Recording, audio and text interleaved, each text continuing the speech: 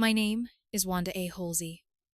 I'm 28 years old, a software developer, and for a while, I honestly thought I had finally found someone who understood me. His name was Landon Cross, and we had been together for 2 years. 2 years of shared routines, quiet dinners, late night calls, inside jokes, and the kind of comfort that made me believe love did not always need to arrive like lightning. Sometimes I thought love could be steady. I met Landon at a tech conference in Austin. He was working in marketing for a startup, standing near the refreshment table, telling a story that had half the room laughing. He had that magnetic ease I never had, the kind of confidence that made people lean in before they even knew why. I was quieter, more analytical, more comfortable solving problems than becoming the center of attention. Landon used to say that was what he loved about me. He said I was grounded. He said, I was real in a world full of people pretending to be more than they were. For a long time, I believed him. Our relationship was not perfect, but I thought it was honest. Over the past 6 months, though, I had noticed small changes. Landon started making comments that sounded casual until they collected in my chest like stones. He would mention how Parker's girlfriend had just moved into management, how Kendrick's fiancée was launching her own consulting firm, how Brett's girlfriend bought him expensive things just because she could. He never said directly that I was lacking, but sometimes his pauses did it for him. I was content where I was. I had a good salary, challenging work, a solid team, and enough peace in my life that I did not feel the need to chase every shiny promotion just to prove I mattered. But Landon seemed to be measuring me against some invisible standard I had never agreed to. Still, I loved him. That Christmas, I spent weeks searching for the perfect gift. It was a restored vintage watch, the exact model he had once mentioned while we were wandering through an antique shop downtown. He had picked it up, turned it over in his hand, and said it reminded him of his grandfather, who used to wear one like it when Landon was little. He said it softly, almost like he had forgotten I was there. I remembered. I found the same model online, paid more than I probably should have, and had it restored by a specialist. The night before Christmas Eve, Landon hosted a small gathering at our apartment. Just 4 of his friends from work. Parker, Kendrick, Brett, and Simon. I ordered food, set up drinks, cleared the kitchen, and made sure everything looked warm and effortless because I knew entertaining mattered to him. Around 10, I excused myself to finish some urgent work in the bedroom. A client had a critical bug that needed fixing before the holiday shutdown, and I thought I could quietly handle it while they drank and laughed in the living room. At first, their noise was just background. Glasses clinking, music low, Landon laughing too loudly after his second drink. I was halfway through testing a patch when I heard my name. I mean, she's nice and all, Landon said, his voice carrying through the thin wall. But sometimes I wonder if I settled. My fingers froze over the keyboard. Parker laughed. Man, you did not just say that. I'm serious, Landon said. His words were slurred, but clear. Wanda is comfortable, stable. But is that enough? Brett's girlfriend just got promoted again. Kendrick's fiancée is opening her own firm. Parker's girl bought him that car. What's Wanda doing? The same thing she was doing when we met. My throat tightened. Simon spoke carefully. Landon, you're drunk. No, I'm honest when I'm drunk, Landon interrupted. I could do better. I know I could. She's inferior. God, that sounds awful, but it's true. She doesn't push herself, doesn't want more. Just sits there in her little developer bubble, perfectly happy being mediocre. The room went quiet. Then Kendrick said, That's harsh. It's honest, Landon replied. You guys know what I mean. You've thought it too. I sat there staring at the screen, but the code had become meaningless. 2 years. 2 years of loving someone who apparently saw me as a safe option, a placeholder. A woman he had settled for because I was kind, reliable, and not impressive enough to brag about. I saved my work, closed my laptop, stood up. My body felt strangely calm, like it had decided to protect me before my heart could break completely. I walked to the closet and reached for the gift box hidden on the top shelf. The silver paper glowed softly under the hallway light. The ribbon was dark blue because Landon once said that color reminded him of winter evenings. I held it for a moment. Then I grabbed my coat, my keys, and my wallet. When I walked through the living room, all 5 of them looked up. Landon was mid-laugh, cheeks flushed, glass in hand. "Wanda, where are you going?" I did not answer. "Wanda, it's almost midnight. What's wrong?" I kept walking. Behind me, I heard a chair scrape, then Simon saying something low. But I was already opening the door, stepping into the cold December air with the wrapped gift pressed against my chest like evidence. I drove to my sister Camille's apartment across town. She opened the door in pajamas, took one look at my face, and stepped aside without asking a single question. I slept on her couch that night, with the watch still wrapped beside me. By morning, my phone had 17 missed calls, 32 texts from Landon, and 1 message from Parker that made something cold settle inside me. "What have you done? He's been crying ever since." I stared at the screen for a long time. What had I done? Nothing. I had just finally heard the truth. 3 days passed, but time did not move normally. It stretched and twisted around me, making every hour feel like something I had to survive rather than live through. It was Christmas Eve, and I was still at Camille's apartment, sleeping on her couch beneath a knitted blanket she kept folded over the armrest.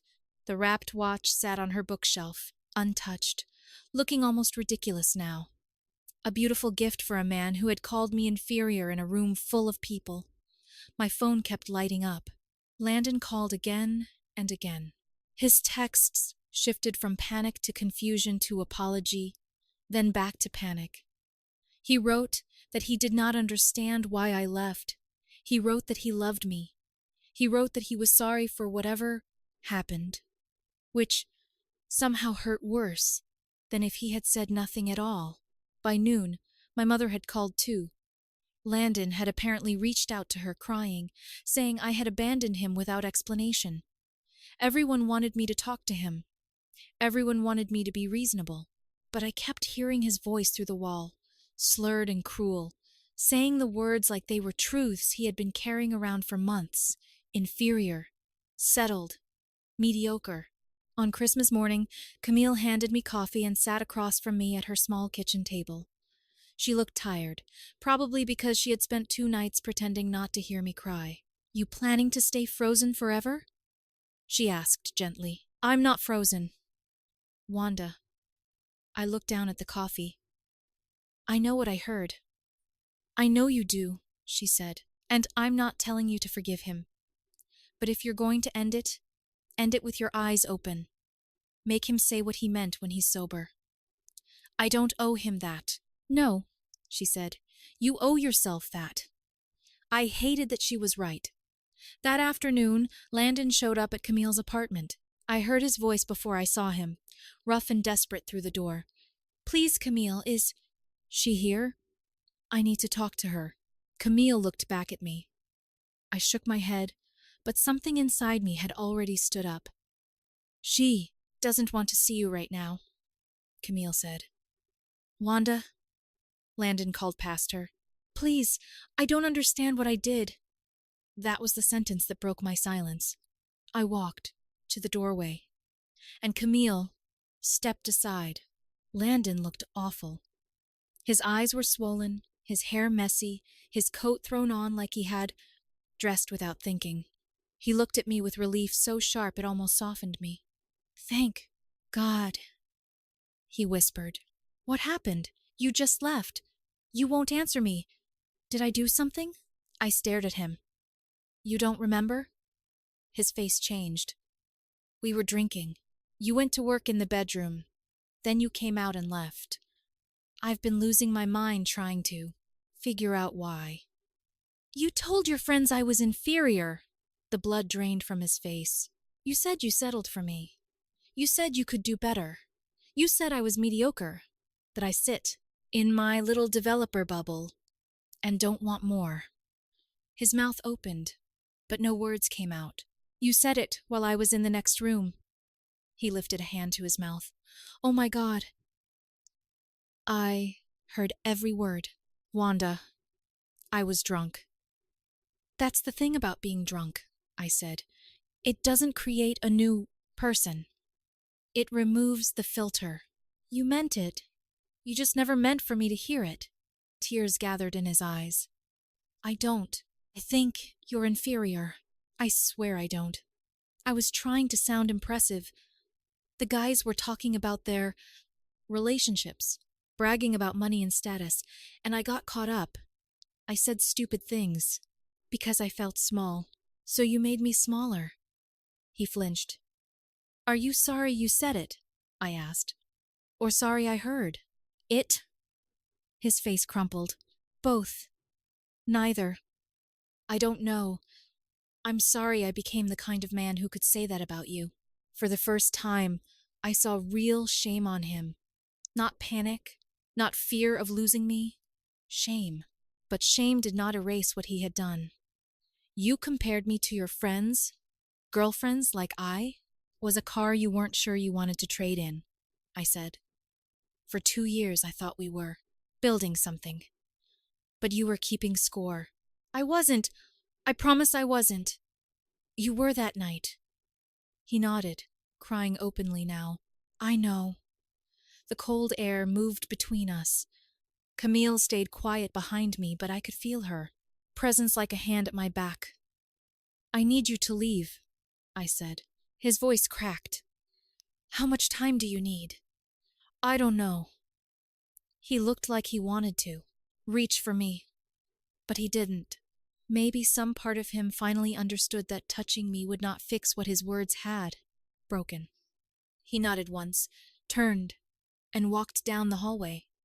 I watched him go, watched his shoulders shake before he disappeared into the stairwell. Then I stepped back inside and closed the door. The watch was still on the bookshelf. For the first time, I wondered if love was not proven by the gifts we gave, but by what we refused to accept after giving them. 2 weeks into January, I moved back into the apartment. Landon had been staying with Parker, and we had agreed he would come by only to pick up his things when I was ready. The apartment felt different, not exactly empty, but exposed. His jacket was still hanging by the door. His favorite mug was still in the cabinet. Little pieces of him remained everywhere, and each one felt like a question I was too tired to answer. I started packing his things slowly. Shoes first, then books, then the framed photo from our first trip to San Antonio. I wrapped it in newspaper without looking at it for too long. That afternoon, my phone rang. It was Simon, one of Landon's friends from that night. I almost ignored it, but something made me answer. Wanda, he said, voice careful. Do you have a minute? What do you want, Simon? I need to tell you something about that night. I sat down on the edge of the couch. He exhaled. Landon didn't start that conversation. Parker did. He was bragging about how his girlfriend bought him a car, acting like that was what love looked like. Then he turned to Landon and said, What has Wanda done for you lately? Like it was a challenge. I said nothing. Landon tried to deflect it first, Simon continued. He said you were great. He said you'd been planning something special for Christmas, but Parker kept pushing, and then Brett and Kendrick joined in. It turned into this toxic contest about money and ambition and status. That doesn't change what he said. I know, Simon said quickly. I'm not excusing it. I told him that too. What he said was ugly, but I watched them corner him into a conversation designed to make him feel embarrassed about a relationship he was happy in. Why are you telling me this?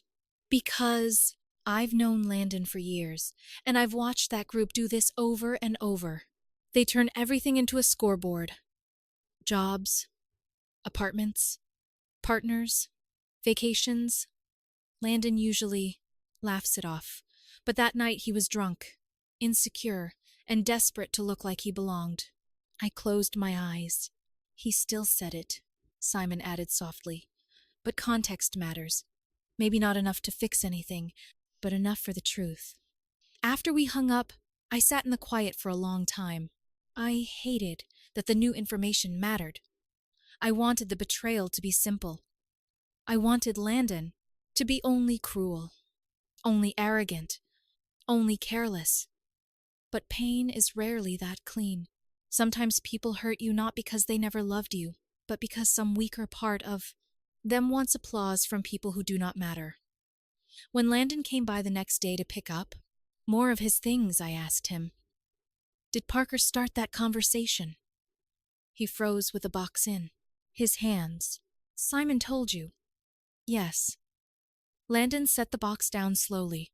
"He did start it, but that doesn't excuse me." "No," I said, "it doesn't." I tried to laugh it off at first. "He said," his voice low. Then they kept going. "Parker said I was too comfortable.